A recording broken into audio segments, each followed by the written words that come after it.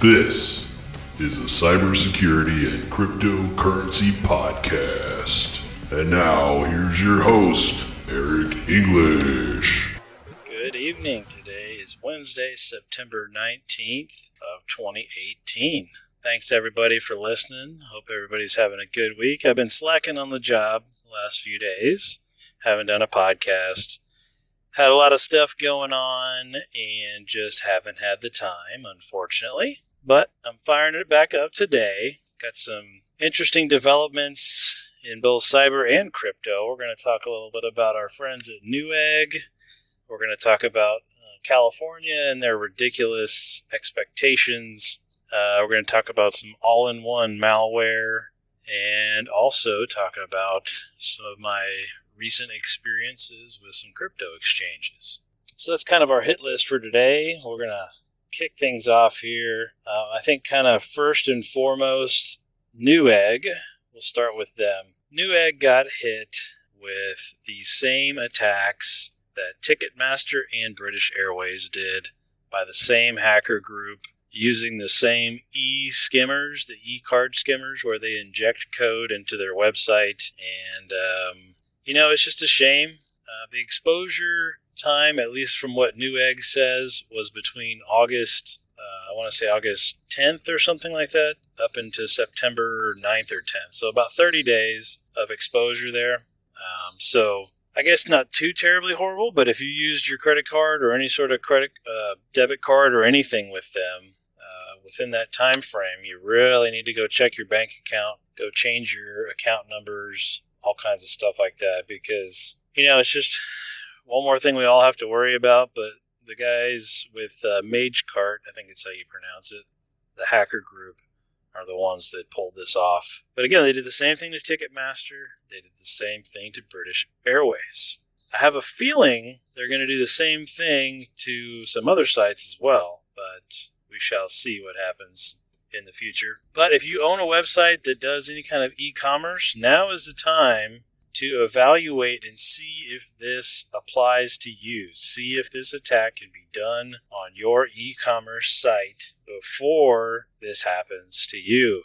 E-skimmers, this is pretty advanced. So if you don't know what to do or what to look for, how to test it, you need to call some professional security people and have them test your site.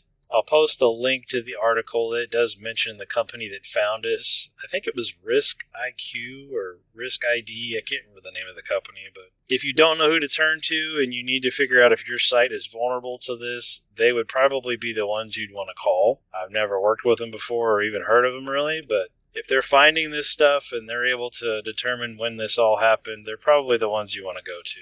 So if you have an e-commerce site and you don't know much about your e-commerce site, or it was custom written and it's been a while since anything was updated, now is your time. Go out there and see if this applies to you.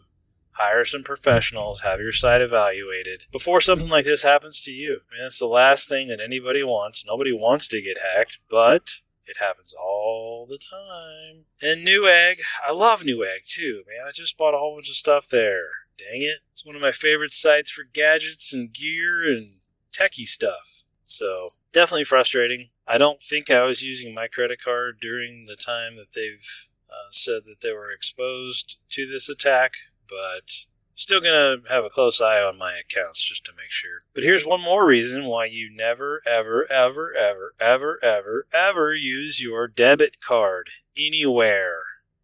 Ever. Use your dang credit card and pay it off. You'll thank me later. Sad to hear about Newegg. I love those guys. You get all kinds of good computer gear on there for pretty dang cheap.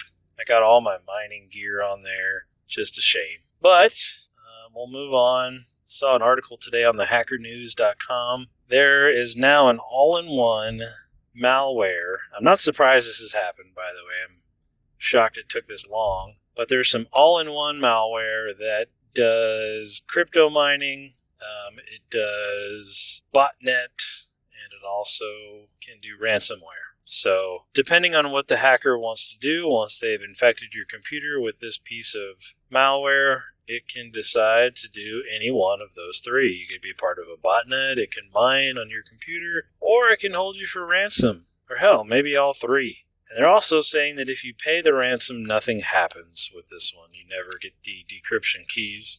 I can't validate that, but that's what a lot of the articles are saying.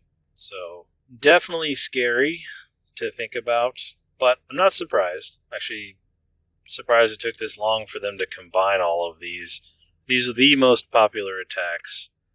DDoSing with the botnets and ransomwaring everybody they can, or cryptojacking, whatever it is. Surprised it took them this long to put it all together. But several months back, I read some stories about ransomware as a service. So, I'm just not surprised that they're putting all this stuff together all in one. We were talking about masternodes too, and I'm surprised there's really no masternode malware either. Maybe there will be at some point, but as of right now, there's not any masternode malware yet. So watch out for that. It's definitely a hot topic right now, and definitely scary that they're putting all that stuff together. So our friends over there in California claim that they're going to ban terrible default passwords on connected devices.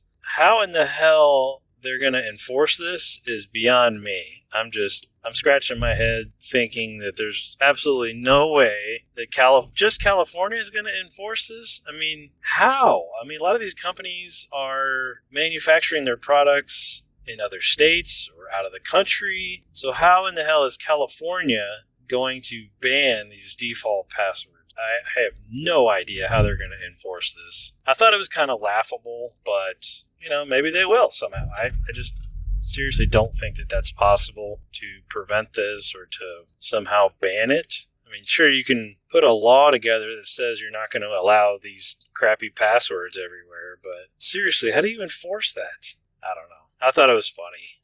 I'll post the link to it. It just makes me scratch my head. But California's doing their own GDPR, all kinds of other crazy stuff, so maybe other states will follow suit. But really, it should be a federal decision, not a state decision. I mean, sure, the states can have their own laws and whatnot, but, if these electronics are being manufactured overseas, in China or wherever, South Korea, how in the heck do you enforce this? I don't know. So we'll see what happens there. Luckily, with a lot of the new devices, they're giving you a unique password per device. Unfortunately, it's typically written on the device on a sticker somewhere, but at least they are unique to that device. So maybe more folks will start doing that. I know, especially with like routers and stuff that you get, most of those have unique passwords on the stickers on the bottom of the router. But all somebody has to do is get physical access to the router, and then they can log in. But that's a whole nother story.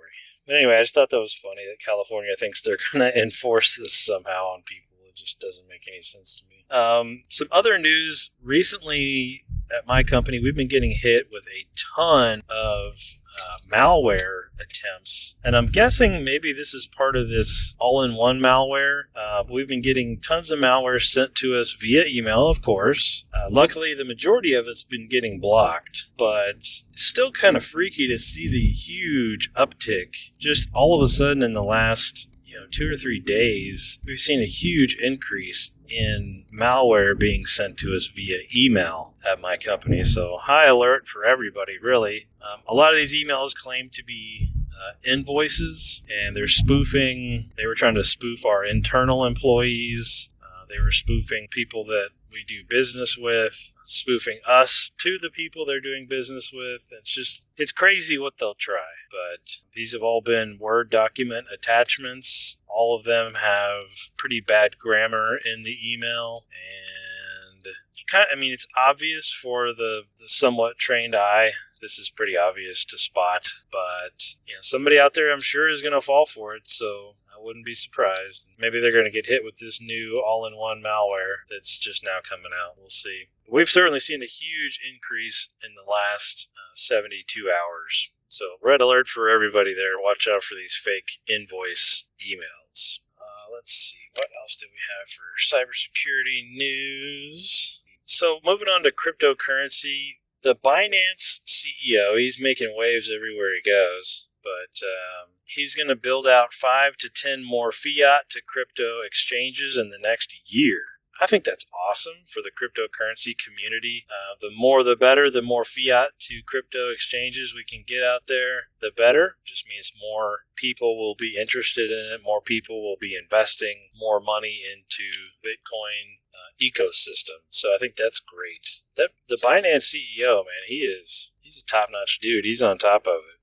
He was going to make the decentralized exchange, and now he's doing 5 to 10 more fiat to crypto-based exchanges. Pretty awesome stuff. It's great to see that. Great to hear that. Keep moving the space forward. It's good stuff.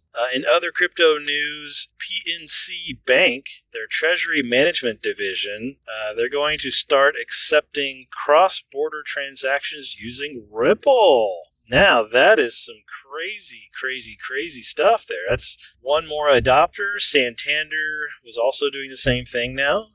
So this is really cool stuff.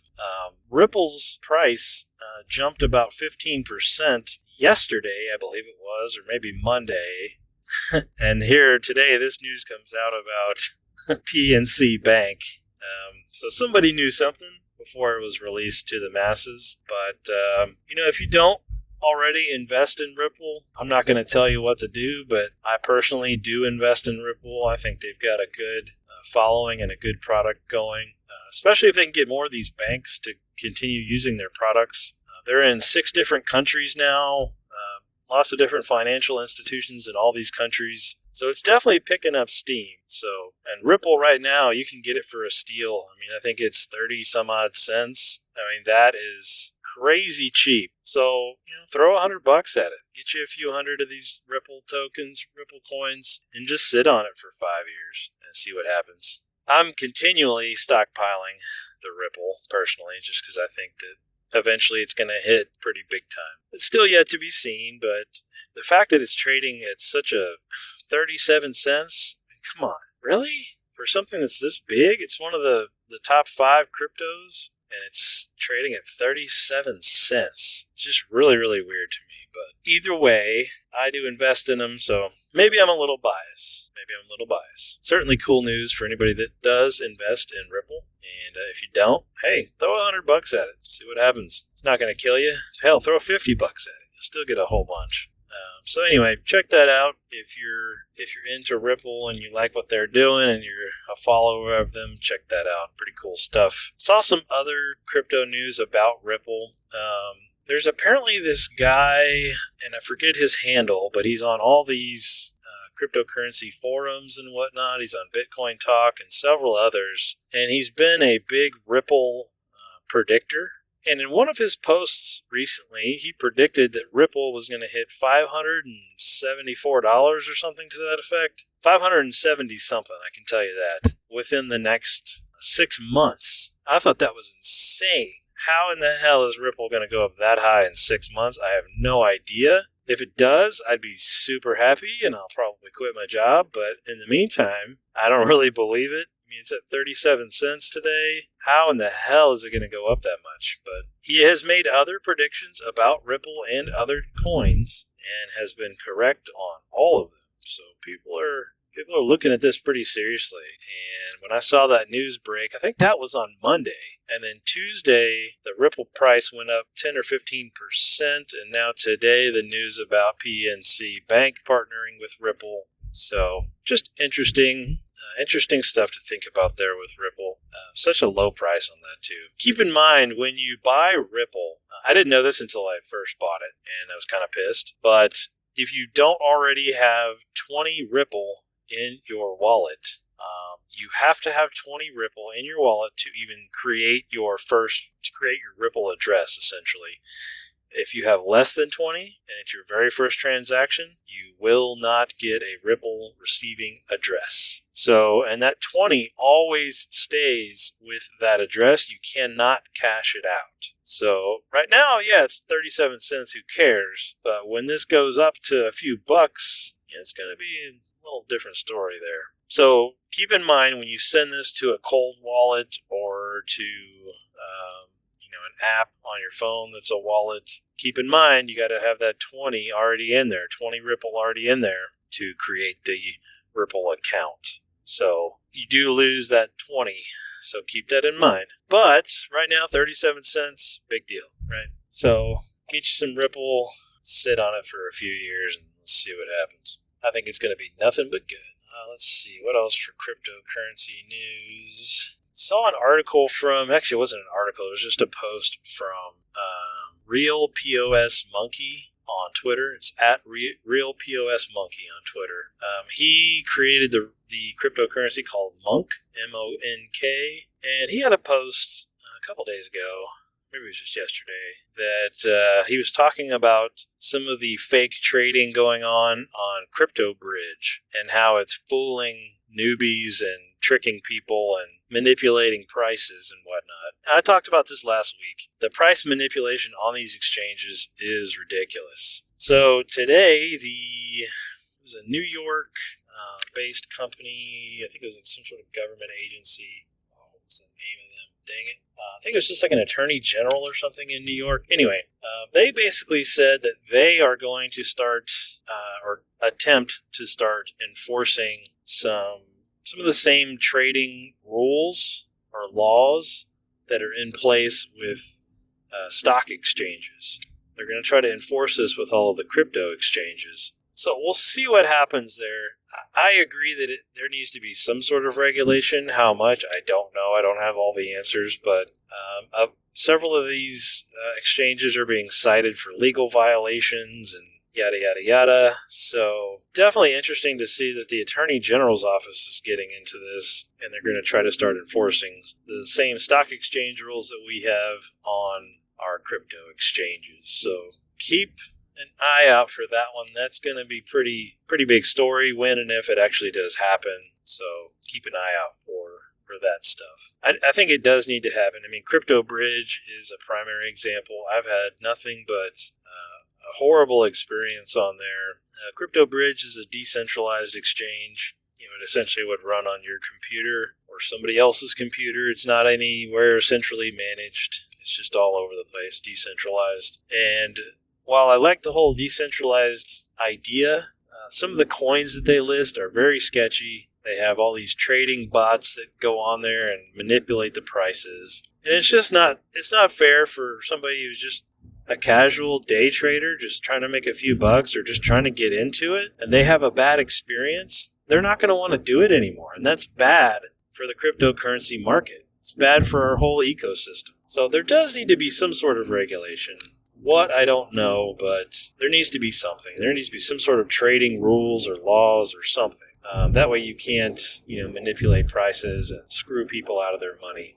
But CryptoBridge is definitely one that I've had similar experiences on, and I don't exactly trust coin that's only listed on CryptoBridge, at least not right now. That may change, and maybe this is only my experience, but I've seen it a lot on Twitter here lately. Other people talking about kind of the same stuff on CryptoBridge, that prices are getting manipulated. Specifically, they're manipulating these prices for masternodes, people that build masternodes and maintain those. On these masternode websites, they essentially can manipulate the price so that it looks like that particular masternode gives you a ridiculous profit every year.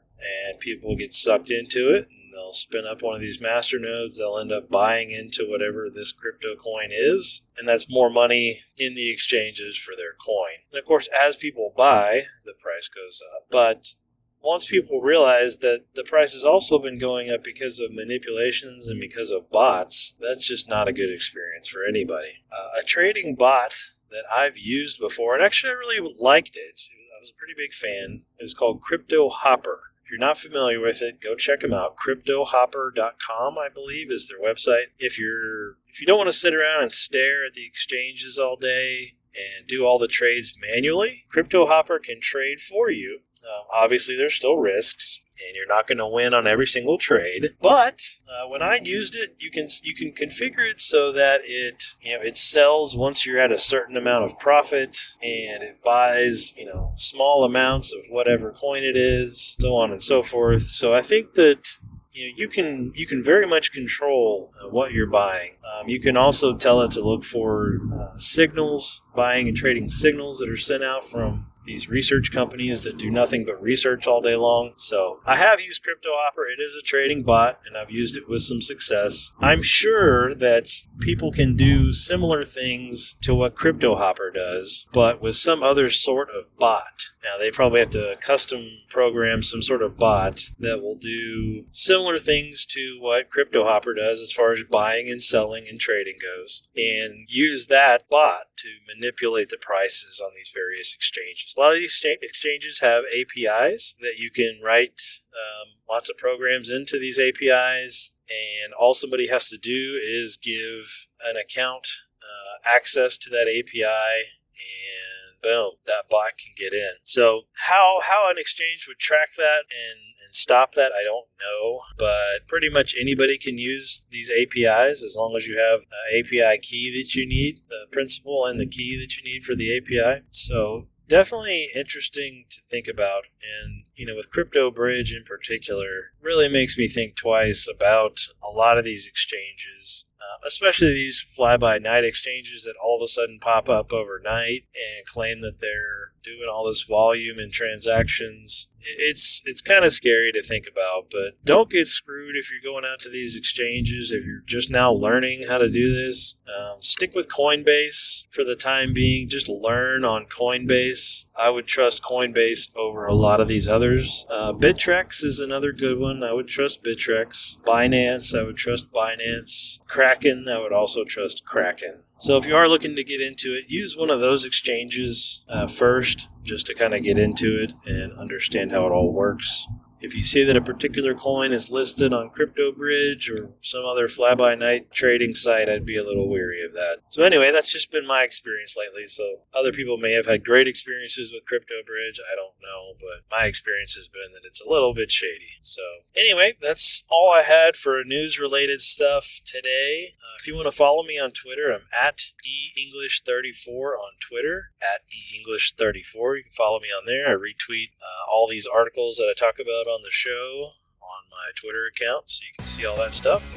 And if you have any suggestions, comments, anything like that, hit me up on Twitter, send me an article or whatever if you want me to talk about it, or have any questions at all, hit me up on Twitter. Thanks for listening, and we'll talk to everybody tomorrow.